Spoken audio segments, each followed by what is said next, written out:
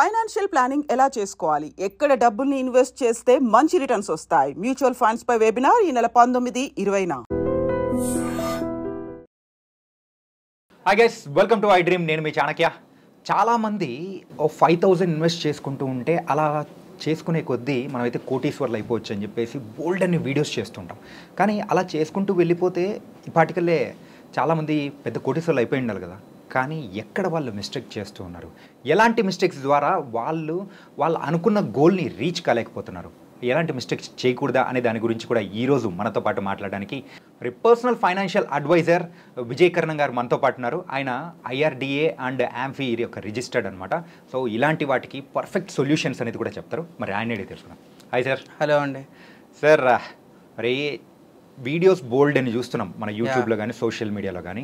ఒక 5,000 ఇన్వెస్ట్ చేసుకున్నారంటే మీరు కోటీశ్వర్లు అయిపోవచ్చు, అలా అయిపోవచ్చు అని చెప్పేసి బాగా వింటున్నాం. కానీ వాళ్ళు చెప్పిన దాని తగ్గట్టు వెళ్తే అవుతాం, కానీ చాలామంది అవ్వట్లేదు. వాళ్ళు చేస్తున్న మిస్టేక్స్ ఏంటి, ఎలాంటి మిస్టేక్స్ చేయకూడదు?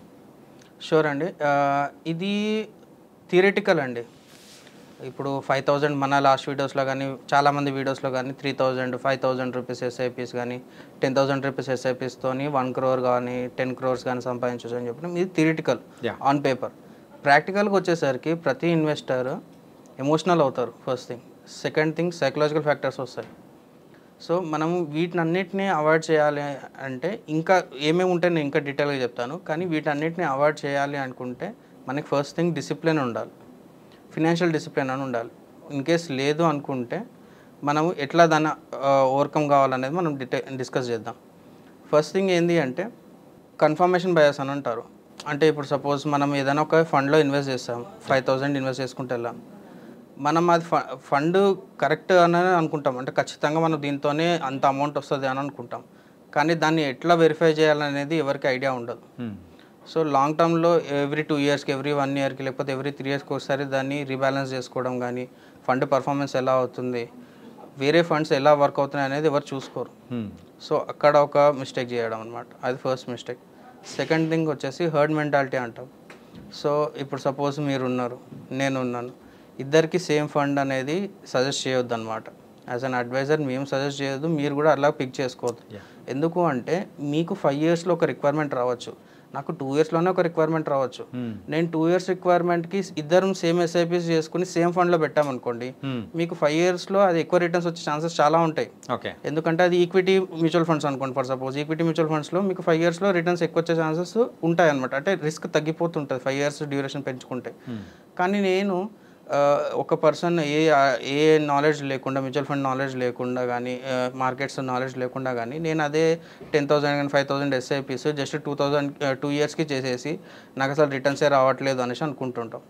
సో హర్డ్ మెంటాలిటీ అనేది మనం ఎప్పుడు ఫాలో కావద్దండి. అంటే ఒక 10 మంది ఫ్రెండ్స్ ఉన్నారనుకోండి, ప్రతి ఒక్కరికి డిఫరెంట్ ఫండ్ అవసరం పడుతుంది.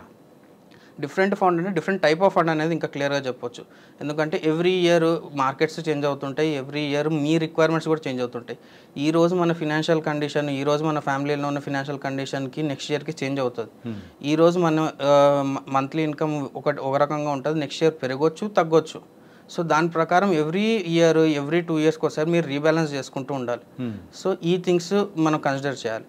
మళ్ళీ ఇంకొక పాయింట్ వచ్చేసి మనము ఓవర్ కాన్ఫిడెన్స్గా వెళ్ళిపోతుంటాం. So for suppose last 5 years 10 years నేను మార్కెట్స్లో ఉన్నాను, నేను మార్కెట్ నాకు అర్థమైపోయింది, ఇట్లా పర్ఫామ్ అవుతుంది, అట్లా పర్ఫామ్ అవుతుంది అనేసుకొని మనం ఎటువంటి అడ్వైజరీ ఒకటే కదా, అంటే ఒక క్రాస్ చెక్, ఒక సెకండ్ ఒపీనియన్ తీసుకోకుండా డైరెక్ట్గా మనము ఆ ఫండ్స్ని తీసుకోవడం కానీ, లేకపోతే లాస్ట్ 10 years నుంచి ఈ ఫండ్ ఇంత పర్ఫార్మెన్స్ అవుతుంది కాబట్టి నేను ఈ ఫండ్లోకి వెళ్తానని ఓవర్ కాన్ఫిడెన్స్లో వెళ్ళిపోతాం.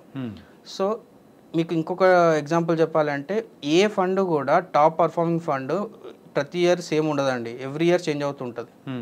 సో ఫర్ సపోజ్ ఈ రోజు ఒక ఎక్స్ ఫండ్ ఈరోజు ఇంత రిటర్న్స్ ఇచ్చింది అనుకుందాం, నెక్స్ట్ ఇయర్ ఆ ఫండ్ నెగిటివ్లో కూడా వెళ్ళిపోవచ్చు. ఓకే. సో ఈ పాయింట్స్ అనేది ఇన్వెస్టర్స్కి ఐడియా ఉండదు.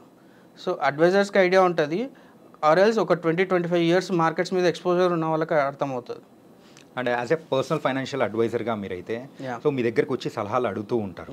సో ఇలా అడుగుతున్న వాళ్ళు చేసిన మిస్టేక్స్ నుంచే మీరు ఇలా ఎగ్జాక్ట్లీ అండి.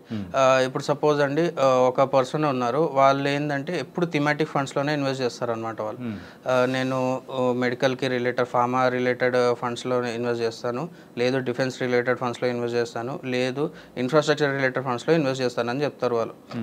వాళ్ళు అర్థం చేసుకోవాల్సింది ఏంటి అంటే మార్కెట్లో మనీ అనేది సర్క్యులేషన్ అవుతుంటుంది. ఎవ్రీ సెక్టార్లో మనీ అనేది సర్క్యులేషన్ అవుతుంటుంది. ఈ ఇయర్ ఒక సెక్టార్లో మనీ అంతా అక్యుములేట్ అయితే నెక్స్ట్ ఇయర్ ఇంకో సెక్టార్కి అమౌంట్ వెళ్తుంటుంది. ఇది ఎందుకు ఇట్లా అవుతుంటుంది అంటే గవర్నమెంట్ వాళ్ళ స్కీమ్స్తోని వాళ్ళకి అట్లా ఎంకరేజ్మెంట్ అనేది ఉంటుంది. ప్రతి సెక్టార్కి ఎంకరేజ్మెంట్ అనేది ఉంటుంది. ఇప్పుడు సపోజ్ ఒక 10 సెక్టార్స్ ఉన్నాయి అనుకుందాం ఇండియాలో, ఫార్మా, ఇన్ఫ్రాస్ట్రక్చర్, డిఫెన్స్, ఇట్లా చాలా రకరకాల టైప్స్ ఆఫ్ సెక్టార్స్ ఉంటాయి. ఈ ఇయర్ గవర్నమెంట్ వాళ్ళకి సబ్సిడీస్ ఇవ్వడం కానీ, వాళ్ళకి ఇప్పుడు సపోజ్ ఎలక్ట్రానిక్స్ రిలేటెడ్ పిఎంది స్కీమ్ ఉందన్నమాట, అంటే ప్రోత్సాహకాలు అని ఎవ్రీ బడ్జెట్లో అలొకేషన్. ఏ ఇయర్లో బడ్జెట్ అలొకేషన్ హైయెస్ట్ సెక్టార్కి వెళ్తే ఆ ఫండ్స్ మీకు ఆబ్వియస్గా న్యూస్లో కనిపిస్తూ ఉంటుంది. మీకు న్యూస్లో కనిపించినంత మాత్రాన ఆ ఇయర్ రిటర్న్స్ వస్తాయి, నెక్స్ట్ ఇయర్ వస్తుందని గ్యారంటీ ఉంటుందా? ఉండదు. సో అక్కడ మీకు అడ్వైజర్ రోల్ అనేది ఇంపార్టెన్స్ వస్తుంది. అక్కడ అడ్వైజర్లు ఏం చేస్తారు అంటే మీకు అసెట్ అలొకేషన్ మొత్తం డైవర్సిఫై చేస్తుంటారు. ఫండ్స్ మీకు ఇష్టం ఉంటే ఓకే, ఈ పర్టికులర్ సెక్టార్ మీకు నమ్మకం ఉంది, నెక్స్ట్ 10 yearsలో ఇన్ఫ్రాస్ట్రక్చర్ మాత్రమే ఇండియాలో ఉంటుందంటే ఓకే. కానీ ఎంత రిస్క్ తీసుకుంటున్నారు అంటే ఎంత అలొకేషన్ చేస్తున్నారు? 5%, 10%, 20%. అంతేగాని 100 రూపీస్ మీ దగ్గర ఉన్న 100 రూపీస్ మొత్తం తీసుకుపోయి ఆ సెక్టార్ మీద పెట్టడం అనేది కరెక్ట్ కాదు. సో ఇది ఒకటి. నెక్స్ట్ థింగ్ వచ్చేసి మనము ఏదైతే లాస్ అవర్షన్ అంటే ఇప్పుడు ఏమంటే సపోజ్ ఒకసారి ఒక పర్సన్ మ్యూచువల్ ఫండ్స్లో పెట్టేసి నెగిటివ్లో అమౌంట్ బయటకు తీసుకున్నాడు అనుకుందాం, అతని జీవితాంతం ఇంకా మ్యూచువల్ ఫండ్ జోలికే రాడు. It's not only mutual fund, A investment అయినా సరే. ఇప్పుడు సపోజ్ ఒకసారి దెబ్బ పడిందంటే ఎగ్జాక్ట్గా ఇప్పుడు సపోజ్ ఒక పర్సన్ గోల్డ్ తీసుకున్నాడు, ఒకసారి అతను మోసపోయాడు అనుకున్నాం గోల్డ్లో, ఏదో ప్యూరిటీ విషయంలో. ఇక్కడ అతను ఇంకా లైఫ్ టైంలో గోల్డ్ జోలికి వెళ్ళాడు, ఏదైనా పర్సనల్ రిక్వైర్మెంట్ వరకే తీసుకుంటాడని ఇన్వెస్ట్మెంట్ పర్పస్కి వెళ్ళాడు. అది అనేది మీకు బయాస్డ్ డిసిషన్ వచ్చేస్తుంటుంది మెంటాలిటీగా, ఈ సైకలాజికల్ థింగ్స్ అనమాట. సో ఇక్కడ మీకు అడ్వైజర్ ఏం చేస్తాడు అంటే, అడ్వైజర్ ఎమోషనల్ కాడు, మీకున్న పాస్ట్ ఎక్స్పీరియన్స్తో మీకు ఎమోషనల్ కాదు అనమాట.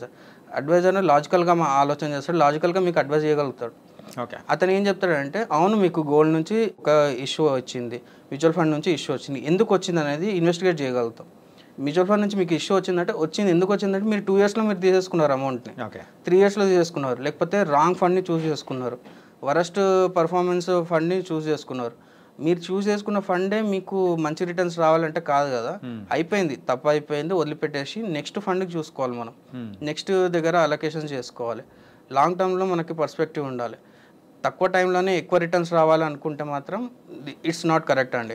యూజువల్గా ఎవరైనా కానీ హ్యూమన్ మెంటాలిటీ ఏమనిపిస్తుందంటే, సో తక్కువ టైంలోనే ఎక్కువ సంపాదించాలి, ఎక్కువ రావాలి అని చెప్పేసి ఈ ఆలోచనతోనే వాళ్ళు చేసే మిస్టేక్స్ అనేది కూడా కరెక్ట్. అదే అండి, మనం ఇంతకుముందు వీడియోస్లో కూడా మనం మాట్లాడుకుంది ఏంటి అంటే, మనకు realistic expectations 12%, 15% CAGR every year 12% వస్తుంది, 15% వస్తుంది అనుకుంటే అంతే పెట్టుకోవాలి. కానీ సరే కొన్ని ఫండ్స్ ఉంటాయి, ఇన్నే ఇయర్ 70%, 80% రిటర్న్స్ ఇచ్చిన ఫండ్స్ కూడా ఉన్నాయి. వాళ్ళు ఆ ఫండ్స్ తీసుకొని ఆ ఫండ్స్లోకి వెళ్ళిపోతుంటారు. మనకి అప్లికేషన్స్లో వాటిలన్నిట్లలో చూపిస్తుంటారు, ఈ ఫండ్లో ఇంత, ఇక్కడ ఇంత. సో అందరు దాంట్లోకి వెళ్ళిపోతుంటారు. కానీ నెక్స్ట్ ఇయర్ అది నెగిటివ్లోకి వెళ్ళిపోతుంది, అప్పుడు లాస్ అయ్యేది మీరే. సో ఈ థింగ్స్ అనేది మీరు అవాయిడ్ చేసుకోవచ్చు అనమాట. సో దీనివల్ల మనకి ఎక్స్పోజర్ చాలా పెరగాలి. అడ్వైజర్ అనే కాదు, ఏ పర్సన్ అయితే 20-25 years ఎక్స్పీరియన్స్ ఉందనుకోండి మార్కెట్స్లో, వాళ్ళకు కూడా సేమ్ లెవెల్ ఆఫ్ ఎక్స్పర్టీస్ ఉంటుంది. ఫండ్స్ ఎట్లా రొటేట్ అవుతాయి, ఫండ్స్ ఎలాగా మనీ ఎట్లా సర్క్యులేట్ అవుతుంటుంది, ఏ ఫండ్ ఎప్పుడు పీక్లో ఉంటుంది, ఎప్పుడు తక్కువ ఉంటుంది కూడా వాళ్ళు చెప్పగలుగుతారు. ప్రతి సెక్టార్కి 10 yearsలో ఒకసారి ఖచ్చితంగా గవర్నమెంట్ సపోర్ట్ చేస్తుందండి, లేదు అంటే ఎకనామీ కొలాప్స్ అయిపోతుంది. సో అట్లా దాన్ని అన్నింటిని బ్యాలెన్స్ చేయడానికి గవర్నమెంట్ సబ్సిడీస్ అనేది ఉంటుంది. సో ఆ దానికి మనకి సంబంధం లేదు, మనకి కావాల్సింది 15% రిటర్న్స్. అది ఎక్కడ వస్తుంది అనేది మనం చూస్ చేసుకోవాలి. అంతేగాని ఈ ఫండ్లోనే ఉంటాను, నేను ఇక్కడనే ఈ థీమాటిక్ ఫండ్స్లోనే ఉంటాను అనుకుంటే అది కరెక్ట్ కాదండి. దానివల్లే వాళ్ళు చేసే మిస్టేక్స్లో ఇది కూడా వన్ ఆఫ్ ద మిస్టేక్. ఇది అండి. అండ్ అదే మీకు ఇంతకుముందు చెప్పినట్టు ఒక 5 peopleకి సేమ్ ఫండ్స్ అనేది ఎప్పుడు సజెస్ట్ చేయొద్దండి. మనం లాంగ్ టర్మ్ పర్స్పెక్టివ్లో ఎవరిది వాళ్ళకి సపరేట్గా ప్లాన్ చేసుకోవాలి. సో దట్ మీ రిస్క్ అనేది తగ్గిపోతుంది, రిటర్న్స్ కూడా పెరిగే ఛాన్సెస్ చాలా ఉంటాయి అన్నమాట. ఓకే.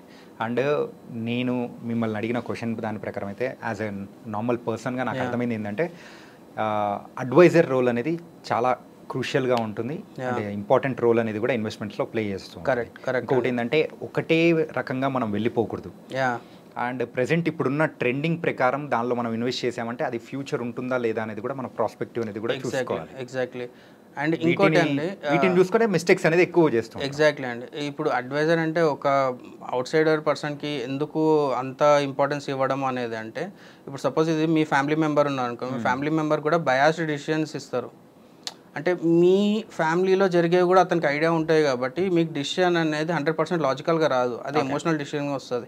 ఇప్పుడు సపోజ్ ఒక ఎస్ఐపి మీరు స్టార్ట్ చేశారనుకోండి, అట్ ఎనీ కాస్ట్ మీకు పెట్టుకున్న అమౌంట్ ఖచ్చితంగా వెళ్ళేటట్లే ఒక అడ్వైజర్ మీకు సజెస్ట్ చేస్తాడు. సార్ ఈ మంత్ అవ్వట్లేదు, నెక్స్ట్ 3 months కాదు, తర్వాత మళ్ళీ స్టార్ట్ చేసుకుంటా అంటే అట్లా మీకు ఆప్షన్ ఉంది మీకు. సో దీనివల్ల మీకు కంటిన్యూటీ పెరుగుతుంది, మీకు డిసిప్లిన్ పెరుగుతుంది. వన్స్ 1-2 years తర్వాత మీకు అవసరం లేదంటే అడ్వైజర్ రోల్ కూడా తీసేసుకొని మీ ఓన్గా చేసుకోవచ్చు. కానీ ఫస్ట్ మీకు ఆ డిసిప్లిన్ అని రావాలి. డిసిప్లిన్ వచ్చిన తర్వాత మీకు నాలెడ్జ్ పెంచుకోవాలి. నాలెడ్జ్ పెంచుకున్న తర్వాత ఆటోమేటిక్గా మీరు చేసుకోగలుగుతారు. వన్స్ ఏదైతే ఇన్వెస్టర్ మ్యూచువల్ ఫండ్స్లో ఒక 5+ years ఉండగలిగింది అనుకోండి, అతనికి ఉన్నంత డిసిప్లిన్ ఎవరికి ఉండదు. సో ఆ డిసిప్లిన్ మెయింటైన్ చేసిన వాళ్ళే ఈ క్రోర్స్లలో 5,000 నుంచి క్రోర్స్ కానీ 10,000 నుంచి ఇన్ని క్రోర్స్ కానీ సంపాదించగలుగుతారు. ఆర్ఎల్స్ అది కంప్లీట్లీ ఇంపాసిబుల్ అండి. ఎందుకు అంటే మనం ఏం చేస్తాము అంటే స్టార్ట్ చేస్తాము, ఈ వీడియోస్ అవన్నీ చేసి 1 year 2 years స్టార్ట్ చేస్తాము. అయిన తర్వాత బ్యాడ్ లక్తోని అప్పుడేమో మార్కెట్ కొంచెం కరెక్షన్ అయ్యింది అనుకుందాం, వాళ్ళు పెట్టిన ఇన్వెస్ట్మెంట్కి ఒక 10,000 తక్కువ కూడా రావచ్చు ఒక్కొక్కసారి. అప్పుడు వాళ్ళకి గైడెన్స్ ఎక్కడ ఉండదు. వాళ్ళు ఏమనుకుంటున్నారు ఇదంతా scam, mutual fund is scam అనేసి అనుకొని వాళ్ళు అమౌంట్ తీసేసుకొని మళ్ళీ ట్రెడిషనల్ వేలో వెళ్ళిపోయి తక్కువ రిటర్న్స్ వచ్చే దగ్గర వెళ్ళిపోతుంటారు. ప్రతి టెక్నాలజీ కానీ ప్రతి ఇన్వెస్ట్మెంట్ ఆపర్చునిటీ కానీ ఆప్షన్ కానీ ప్రోస్ ఉంటాయి, కాన్స్ ఉంటాయి కదా. దీని కాన్స్ని ఎట్లా బీట్ చేయాలనే దగ్గరనే మీకు అడ్వైజర్ రోల్ అనేది వస్తుంటుంది అనమాట. Okay, it was nice sir. మొత్తానికైతే మేము చేస్తున్న మిస్టేక్స్ అనేది కూడా ఇలా చేయకూడదు అని కూడా చాలా చక్కగా వివరించారు. So thank you so much. Thank you అండి. సో గైస్, మరి మన ఫైనాన్షియల్ అడ్వైజర్ మరి విజయ్ గారు చెప్పిన దాని ప్రకారం అయితే, సో ఎవరైతే డిసిప్లైన్గా ఉంటూ, సో ఒక మెంటర్, ఎవరైతే వాళ్ళ దగ్గర నుంచి సలహాలు సూచనలు తీసుకొని మనం కూడా ఎక్స్పీరియన్స్ గెయిన్ చేసుకొని మనం ముందుకు వెళ్తామో, దాని ద్వారా మరి ఎక్కడైతే మనం చూస్తామో 5,000 or 6,000 పెట్టుకున్నట్టు అలా లాంగ్ టర్మ్లో కూడా క్రోర్స్ని కూడా సంపాదించవచ్చు అని చెప్పి చాలా చక్కగా వివరించారు. మరో ఇంటర్వ్యూతో మళ్ళీ కలుద్దాం. అంతవరకు take care. This is your Chanakya.